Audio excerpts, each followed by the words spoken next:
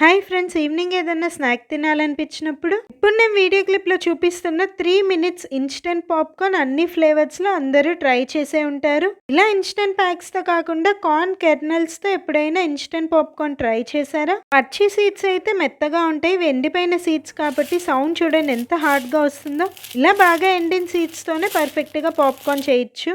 ఈ సీడ్స్లో కూడా అన్ని సీడ్స్ పాప్ అవ్వవు. పాప్కార్న్ చేసే ముందుగా డ్యామేజ్ ఉన్న సీడ్స్ అన్ని తీసేసి పాప్కార్న్ చేయడం స్టార్ట్ చేయండి. ఈ సీడ్స్ తో salted popcorn, spicy chilli popcorn, caramel and chocolate popcorn, chocolate and peanut butter popcorn, ఇలా రకరకాల పాప్కార్న్ చేయొచ్చు. పాప్కార్న్ ఫ్లేవర్సే కాదు, పాప్కార్న్ షేప్ కూడా మీరు తీసుకున్న కార్న్ కెర్నల్స్ ని బట్టి డిఫరెంట్ గా వస్తుంది. ఇప్పుడు నేను వీడియో క్లిప్ లో చూపిస్తున్న ఫోటో చూడండి. ఇలా blue, red, large, white, large butterfly and extra large mushroom. ఇలా కార్న్ కెర్నల్స్ షేప్ అండ్ సైజ్ని బట్టి పాప్కార్న్ షేప్ మారుతుంది.